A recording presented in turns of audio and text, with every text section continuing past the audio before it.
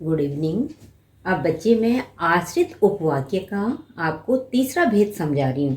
क्रिया विशेषण उपवाक्य, ठीक है। क्रिया विशेषण उपवाक्य ध्यान रखिए। संज्ञा उपवाक्य समझा दिया, विशेषण उपवाक्य समझा दिया। अब कौन सा समझा रही हूँ? क्रिया विशेषण उपवाक्य। बहुत ध्यान से समझना है। जो आश्रित उपवाक्य मुख्य उपवाक्य की क्रिया की विशेषता बताता है उसे क्रिया विशेषण उपवाक्य कहते हैं। अब देखो, मुख्य उपवाक्य, इसको बेटे प्रधान उपवाक्य भी कहते हैं। पेपर में पूछा जाता है कि प्रधान उपवाक्य छांटिए, तो मुख्य उपवाक्य या प्रधान उपवाक्य एक ही होता है। इस बात का आपको ध्यान रखना है। उदाहरण देखो, जब मैं वहां गया उसने मेरा स्वागत किया, ठीक है।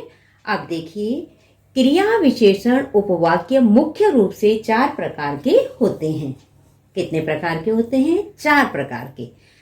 काल सूचक या कालवाचक, जो समय का बोध कराने वाला, जो समय का बोध कराते हैं। आपने पढ़ा होगा क्रिया विशेषण में, तो समय का बोध कराने वाला काल सूचक। जब भी जाना चाहो आप चले जाना, जब। अब देखो, कालवाचक मैंने उदाहरण क्या दिया? जब भी जाना चाहो आप चले जाना।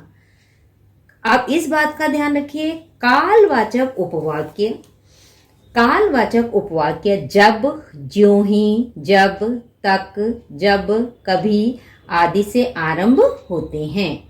जैसे जब भी जाना चाहो आप चले जाना, ठीक है, पहला वाक्य। फिर है स्थान सूचक या स्थानवाचक, जगह की जानकारी देते हैं। स्थान सूचक जो उपवाक्य हैं, आश्रित उपवाक्य हैं, वो किसकी सूचना देते हैं? जगह की जानकारी देते हैं। ये उपवाक्य जहां, जिधर, उधर आदि से जुड़े होते हैं। अब देखो कैसे? स्थान, जहां तुम जा रहे हो वहीं मैं जा रहा हूं।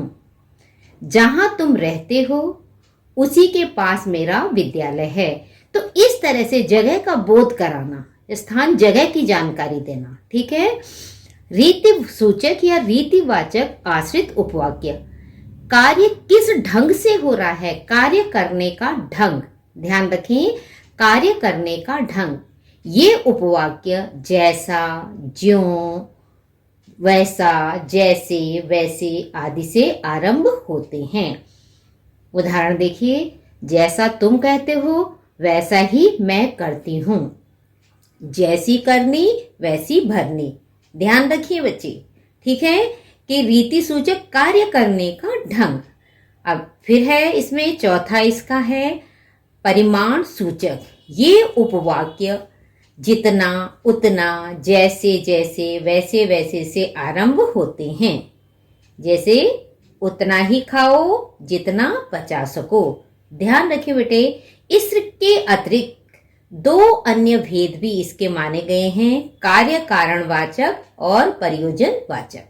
तो ध्यान रखिए बेटे, क्रिया विशेषण उपवाक्य, अब इसकी पूरी समरी बता रही हूँ, 3 प्रकार के होते हैं। संज्ञा उपवाक्य, जो कि योजक से जुड़े होते हैं और कभी कभी की योजक का लोप हो जाता है। दूसरा है विशेषण उपवाक्य, जो संबंधवाचक सर्वनाम जो से जुड़े होते हैं, जो के रूप चलते हैं, जो, जिसने, जिसका, जिसके द्वारा, ठीक है। मैच में जो सबसे अच्छा खेला वह मेरा मित्र था। फिर आ गया आपका क्रिया विशेषण उपवाक्य। ये उपवाक्य जो आश्रित उपवाक्य मुख्य उपवाक्य की क्रिया की विशेषता बताता है, उसे हम क्या कहेंगे? क्रिया विशेषण। और इसके 4 भेद हैं जो मैंने आपको समझा दिए। 2 अतिरिक्त भेद भी माने गए हैं, कार्य कारणवाचक और प्रयोजन वाचक। थैंक यू बच्चे। और अगला वीडियो में 10th क्लास का राम लक्ष्मण परशुराम संवाद समझाऊंगी। जब भी बेटे मेरा वीडियो देखो, आप सबसे पहले तो आपने अपनी बुक सामने रखनी है। काव्यांश का जब मैं वीडियो आप अपलोड करती हूँ, तो आप काव्यांश का या गद्यांश का जो भी वीडियो आप देखते हैं, तो आप अपनी बुक आपके सामने होनी चाहिए। और मुख्य बातें जो मैं नोट करवाती हूँ वो आप नोट करें, क्योंकि वो बोर्ड के लिए आपको बहुत फायदा पहुँचाएंगी, ठीक है। और ध्यान से पढ़ाई करें।